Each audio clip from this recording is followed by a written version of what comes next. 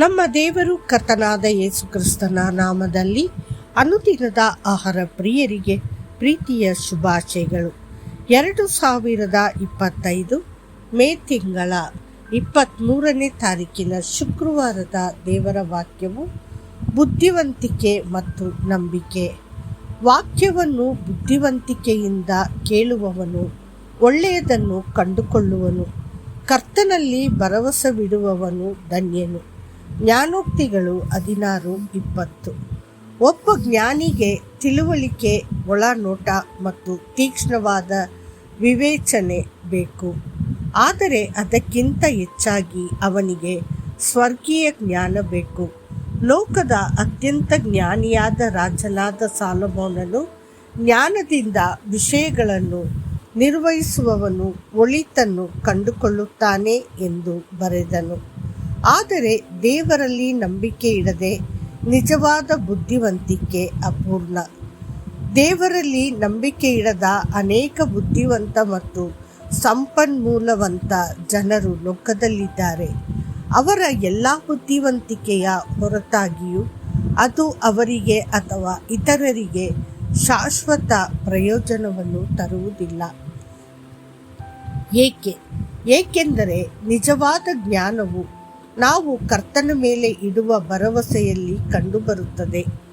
ಒಬ್ಬ ಬುದ್ಧಿವಂತ ವ್ಯಕ್ತಿಯು ಮನುಷ್ಯನಲ್ಲಿ ಭರವಸೆ ಇಡುವುದಕ್ಕಿಂತ ಕರ್ತನ ಮೇಲೆ ಭರವಸೆ ಇಡುವುದು ಉತ್ತಮ ಎಂದು ಹೇಳುವನು. ಕೀರ್ತನೆಗಳು 118:8.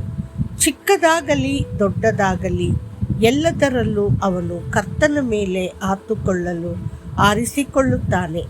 ಕರ್ತನು ತನ್ನಲ್ಲಿ ಭರವಸೆ ಇಡುವ ಎಲ್ಲರಿಗೂ ಗುರಾಣಿಯಾಗುತ್ತಾನೆ ಮತ್ತು ಕರ್ತನಲ್ಲಿ ಭರವಸೆ ಇಡುವವರು ಎಂದಿಗೂ ನಾಚಿಕೆ ಪಡುವುದಿಲ್ಲ.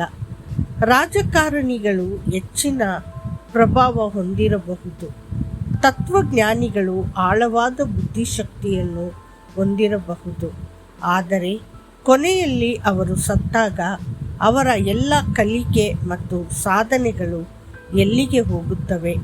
ಅವರ ಮನಸ್ಸು, ಅವರ ಜ್ಞಾನ, ಅವರ ಶಿಕ್ಷಣ ಎಲ್ಲವೂ ಧೂಳಿನಲ್ಲಿ ಹೂತು ಹೋಗುತ್ತವೆ. ಅವರು ಎಂದಿಗೂ ದೇವರನ್ನು ನಂಬದಿದ್ದರೆ ಅವರಿಗೆ ಶಾಶ್ವತವಾಗಿ ಏನೂ ಇರುತ್ತದೆ? ಸತ್ಯವೇದವು ನಮ್ಮನ್ನು ಪ್ರೋತ್ಸಾಹಿಸುತ್ತದೆ.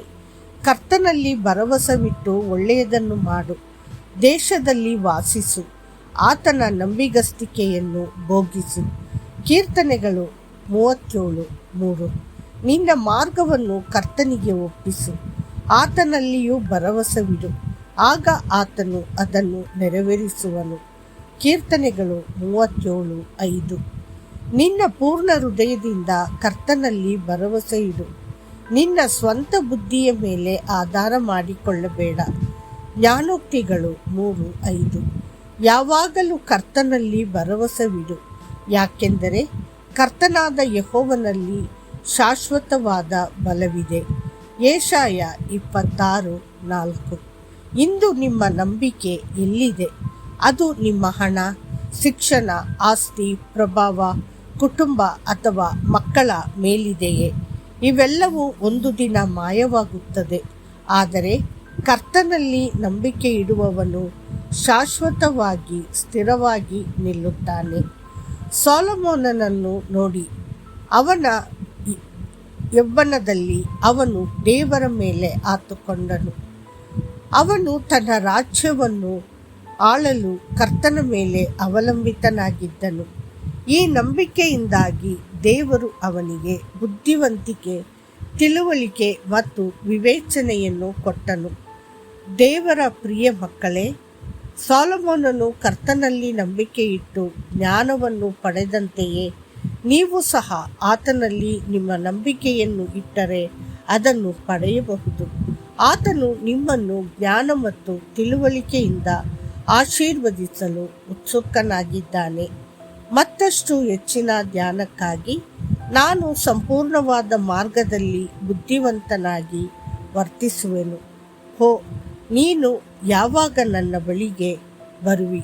ಕೀರ್ತನೆಗಳು 101:2. ಕರ್ತನು ನಿಮ್ಮನ್ನು ಆಶೀರ್ವದಿಸಲಿ. ಆಮೇನ್.